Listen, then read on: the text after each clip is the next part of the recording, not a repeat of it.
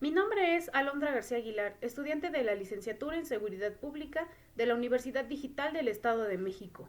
El presente video tiene por objeto realizar una exposición sistemática de las 4 unidades estudiadas en la materia de Derecho Penal. Comenzaré por describir la historia del derecho penal en México, ya que estudiar la historia nos permite comprender la importancia y trascendencia de nuestra materia de estudio.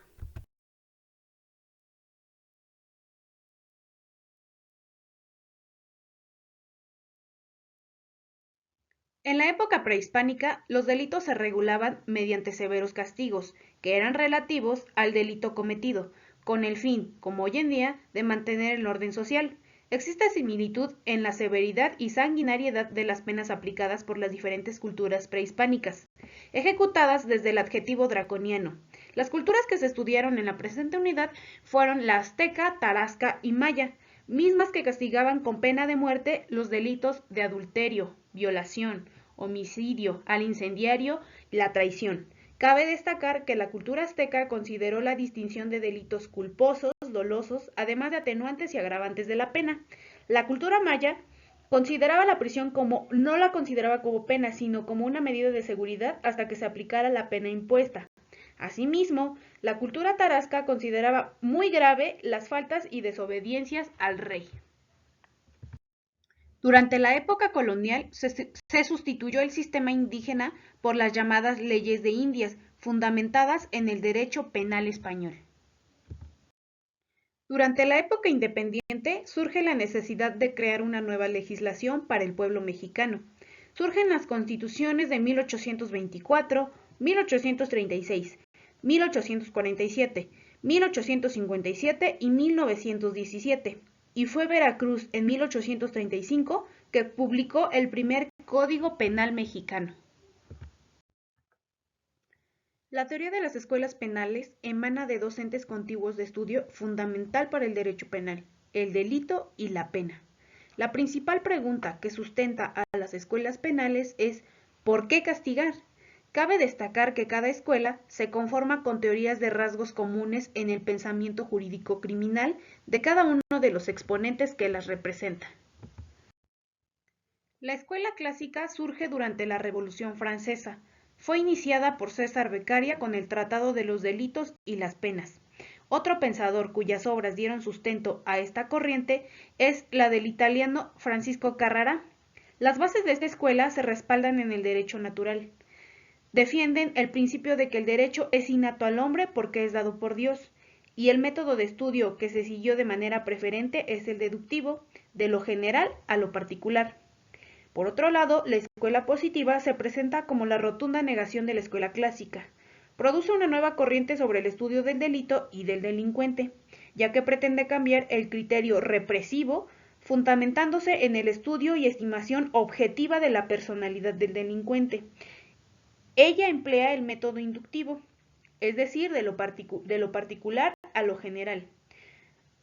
Para investigar los factores que producen el delito, Lambroso realiza el análisis del hombre delincuente. Niega el libre albedrío con los estudios médicos y antropológicos de César Lambroso. Rafael Garófalo aportó su definición del delito natural, con la cual se dice que el sistema encontró una estructura sólida.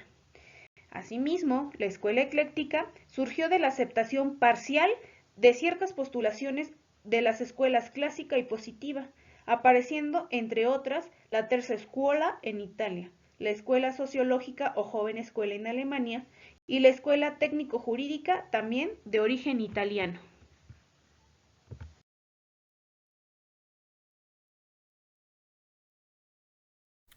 Para definir el derecho penal me permito citar la definición de Eugenio Cuello Calón, quien menciona lo siguiente.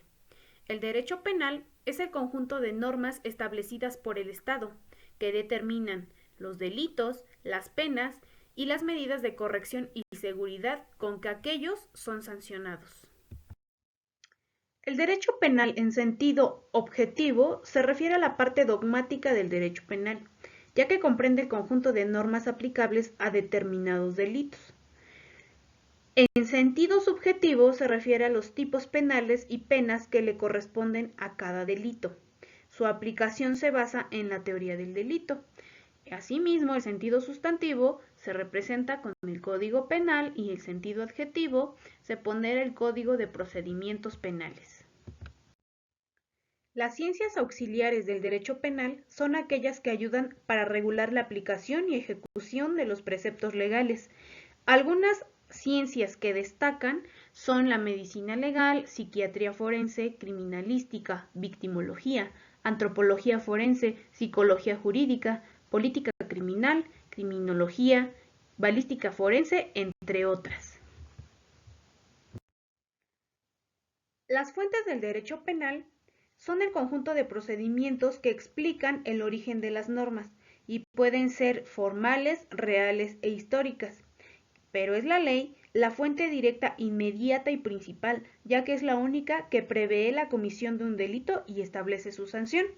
Así, a su vez, existen fuentes mediatas y supletorias, como la costumbre, que se refiere a las conductas aceptadas y reconocidas que constituyen una regla o norma jurídica. La jurisprudencia se refiere a la interpretación de la ley. Los principios generales del derecho, aunque no están integrados en un ordenamiento jurídico, fundamentan a otros en dudas normativas. Y finalmente la equidad es el principio al cual recurre el intérprete para adecuar los principios generales del derecho a circunstancias particulares, es decir, dar a cada uno lo que le corresponde.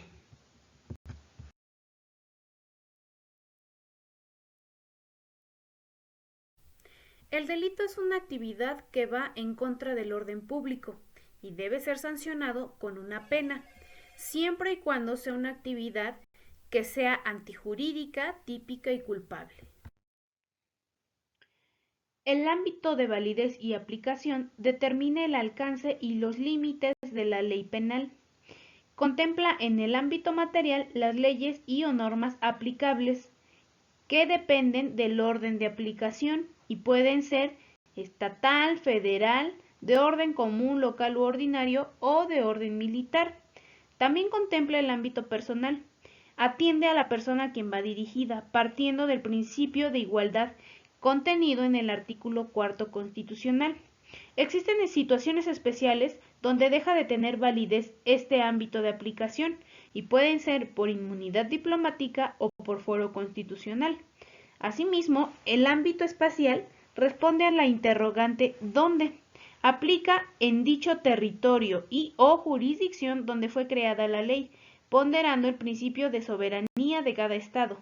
Para mejor interpretación y aplicación se rige por los principios de extraterritorialidad y territorialidad. Finalmente, el ámbito de aplicación temporal de la ley aplica durante su vigencia hasta que es abrogada o derogada y solo tendrá efecto retroactivo siempre y cuando beneficie al indiciado o procesado. Algunos aspectos del delito a considerar son la actividad, que es el comportamiento que da origen al delito. La tipicidad es la acción u omisión establecida dentro de un código. La antijuricidad es la característica de la actividad que está prohibido en el ordenamiento jurídico. La imputabilidad supone la reprochabilidad de la acción antijurídica. La culpabilidad es la responsabilidad del sujeto en la comisión del delito. En las condiciones objetivas corresponde al grado de participación y la punibilidad está descrita dentro de la norma. La responsabilidad penal se contempla en el artículo 10 del Código Penal Federal, que estipula que ésta no pasa de la persona y bienes de los delincuentes, excepto en algunos casos precisados por la ley, mismos que se contemplan en el artículo 11 del mismo precepto legal.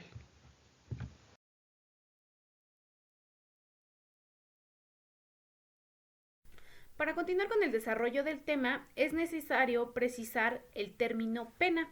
Por ello me permito citar nuevamente a Eugenio Cuello Calón, quien menciona: la pena es la privación o restricción de bienes jurídicos, impuesta conforme a la ley por los órganos jurisdiccionales competentes al culpable de una infracción.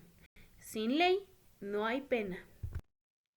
Algunas características de la pena son que debe ser intimidatoria, para causar temor en su aplicación, para ser eludida por la sociedad en general. Debe ser correctiva, para tener tendencia a la corrección del sujeto para poder readaptarse a la sociedad. Debe ser eliminatoria, ya que pretende la eliminación del delincuente, para el caso de nuestro sistema, de forma temporal, alejándolo del entorno social. Debe ser justa, debe ser relativa a la gravedad y peligrosidad del sujeto sin caer en el exceso de la aplicación de la ley. Debe ser aflictiva, debe causar afectación en el delincuente para evitar que vuelva a cometer delitos. A su vez, debe ser legal, debe estar dispuesta en un precepto. Y finalmente debe ser personal, ha de ser impuesta al autor del delito. La clasificación de la pena, de acuerdo al bien jurídico que afecta, puede ser contra la vida corporal, contra la libertad pecuniaria y contra ciertos derechos. Respecto a la clasificación legal de las penas, la legislación mexiquense contempla en el Código Penal del Estado de México, en su título tercero, Penas y medidas de seguridad, en el artículo 22 menciona que son penas y medidas de seguridad que pueden imponerse con arreglo a este código las siguientes.